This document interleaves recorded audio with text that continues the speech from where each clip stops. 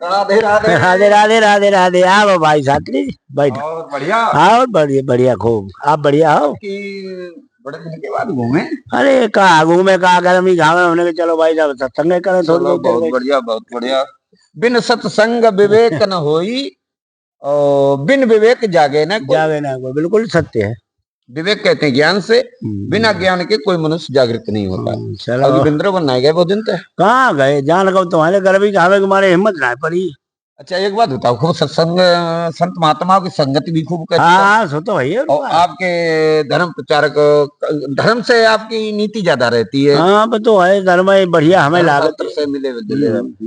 एक बात पूछना चाहते हैं, पूछे? पूछो पूछो पूछो पूछो कहा जावे इसमें कहा कोई छोटी बड़ी बात ना है। आपकी बात है कब में पूछो। भगवान राम की मृत्यु कैसे हुई थी? अच्छा अच्छा तो कन्हैया की तो सभी लोग जानते हैं बलिया के हिसाब से। हाँ हाँ हाँ। देखिए भाई साहब बहुत आपने प्रश्न अच्छा किया है। राम की मृत्यु के बारे में किसी पुस्तक में दिया नहीं गया है। हाँ, किसी पुस्तक में संत महात्माओं के द्वारा मैंने सुना, मैं आपको वैसा सुनाएंगे। हाँ तो ऐसे बताओ। देखिए मानव हर मानव चार कला से अवतार होता है। हाँ, हर मानव का चार कला का अवतार है। तो जब राक्षसों की या मतलब वीरों की जब संत महात्माओं की घटनाएं घटी और धर्म प्रचार कम हो गया तभी परशुराम को परमपिता परमात्मा ने 8 कला से अवतार दिया। हाँ, 8 कला का अवतार। तो उन्होंने 21 बार क्षत्रियों को मतलब हराया। हाँ। और ब्राह्मणों को दान में दिया। हाँ, पृथ्वी दान। हाँ दे दी। वो देते रहे। अब होते होते नुकसान हुआ कि रावण शरीर के ब्राह्मण भी इतने विद्वान बिगड़ गए, खान पान बिगड़ गया, रहन सहन बिगड़ गया, अब वो दुख देने लगे। आज भी हाँ तो भाई साहब परशुराम पर नहीं रुका। फिर उन्होंने 12 कला से राम का अवतार परमात्मा ने दिया। आदिशक्ति ने जब उन्हें भेजा गया राम को तो टाइम फिक्स कर दिया कि अपना काम बना के और आप आ जाओ, धर्म का प्रचार करके और वापिस आ जाओ, मर्यादा को बांध। हाँ लेकिन उन्होंने सारे काम मर्यादा में बांधे, बड़े बड़े अच्छे कार्य किए, लेकिन फिर वो राज्य में विभोर हो गए राम। हाँ राज्य एक ऐसी चीज है। राज्य पा करके विभोर हो गए, जाना भूल गए। हाँ समय भूल गए। जब समय भूल गए राज्य अच्छा चला, राम राम का बड़ा प्रचार हो गया, हर आदमी राम के नाम पर टिक गया क्योंकि राज्य अच्छा चलता था, राम राज्य था।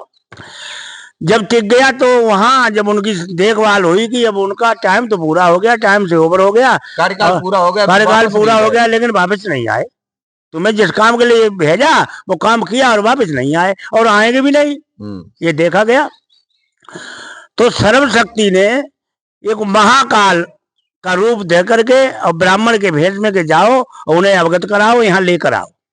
अच्छा भेजा उसी शक्ति। हाँ सर्वशक्तिमान ने, उस ब्रह्म ने जो अगोचर है। हाँ गोचर है, जो आना जाना नहीं है, बिन हाथों के काम करता है, बिन पैरों के चलता है, बिन कानों के। हाँ जी ने लिखा है बिन पग चले सुने बिन काना, कर बिन कर्म करे बिन नाना। तो बोनी आनन रहते सदा रस भोगी, बिन वाणी वक्ता वर होगी। तो भाई उन्होंने महाकाल को भेजा। अब महाकाल आए और अयोध्यापुरी में उन्होंने प्रवेश किया। तो वहां पर राम राज करते थे और उनके पायक सहायक लोग थे, जैसे हनुमान और लक्ष्मण और शत्रुघ्न, अंगद और भरत। हाँ ये सभी लोग उनकी यहाँ से सूचना लाते थे, वैसा ही उनका काम होता था। हाँ जी उनके प्रिय भक्त थे, सेवक थे। तो उस समय आज्ञा का पालन करते। उसी समय दरवाजे पे 2 पहरेदार लगे थे। तो महाकाल वहां ब्राह्मण के भेष में, संत के भेष में पहुंच गए। तो उन्होंने आवाज दी कि मुझे राम से मिलना है। तो उन्होंने कहा ठीक है, मैं अपने मालिक से पूछ लें। तो पहरेदार जा करके और राम के पास गए कि कोई ब्राह्मण आया है और आपसे मिलना चाहता है।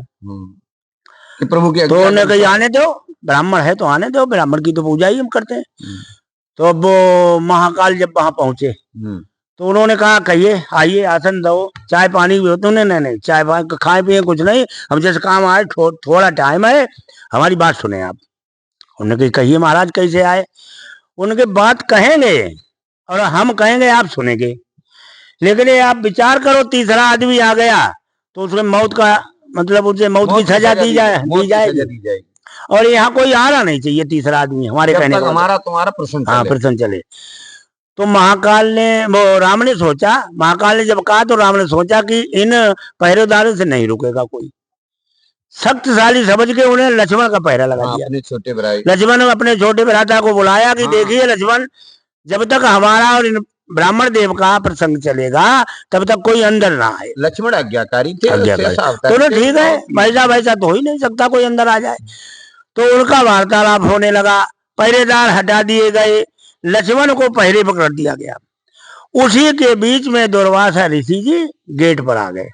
तो उसी महाकाल की, हाँ वो हाँ उसी की। तो दुर्वासा ऋषि बहुत क्रोधी थे, बहुत तामसी से, अच्छे महात्मा थे, बहुत योग महात्मा थे, लेकिन उनको कोई चपरासी, कोई पहरेदार उन्हें रोक टोक नहीं थी, बगैर ही आदेश के हर जगह चले जाते पूरी अयोध्या में। ना दुर्वासा ऋषि को कहीं कोई रोकता क्रोधी भी थे, क्रोधी महात्मा बहुत बड़े, क्योंकि वो शास्त्रों के माध्यम से जरा से क्रोध में बहुत भयंकर रूप धारण कर लेते थे। और जरा सी बात में श्राप को वरदान। तो भाई साहब वो आ गए, तो वैसे ही चले निकले। तो लक्ष्मण का ठहरिए महाराज, तूने मूर्ख, आज तक तूने कभी नहीं रोका और आज मुझे जाने से रोक रहा है। तो उन्होंने नहीं, अभी भाई साहब की बातचीत चल रही है, आप जा नहीं सकते, आदेश है, आप अभी नहीं जा सकते हैं, ब्राह्मण देव से बात खत्म हो जाएगी फिर आप जा सकते। तब उन्हें बहुत भयंकर क्रोध आया दुर्वासा ऋषि, उन्हें तुरंत कमंडल से हाथ में जल ले लिया। कई मूर्ख, तेरी पूरी अयोध्या को नहीं रखेंगे जो यहाँ राजगद्दी करे, अभी भस्म करता हूँ। तो लक्ष्मण घबरा गए, उन्हें महाराज, उन्हें मालूम था कि ये अगर अशराप दे देंगे पूरा होगा। तो लक्ष्मण जी भयभीत हो गए, जानते थे कि मौत की सजा। तो उन्होंने विचार किया लक्ष्मण ने कि अगर हमारी मौत हो जाएगी कोई बात नहीं, पूरी अयोध्या बच जाए, हमारे छोटे मोटे बच्चे, हमारा परिवार बचेगा। लक्ष्मण जाके वहां खड़े हो गए। महाकाल ने देखा, देखिए कौन है, प्रभु राम के पास पहुंचे। हाँ, तो उन्होंने कही, राम ने कही क्यों, मैंने तुमसे क्या कहा था।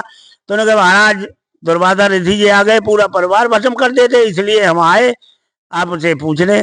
तो उन्होंने कहा, तो बात बंद हो गया, वो तो इसीलिए गए थे महाकाल। तो उन्होंने कहा देखिए जो हमारा तुम्हारा तिरवाचा लिया मैंने वो काम करिए, अब इन्हें आप मौत की सजा दीजिए लक्ष्मण के लिए, लक्ष्मण के लिए। और सारी बात खत्म हो गई, बस यही बात होना थी। तो राम की पूरे जीवन भर लक्ष्मण ने सेवा की, तो वो सेवक को मौत की सजा अब राम असमंजस पड़ गए कि सबसे प्रिय थे।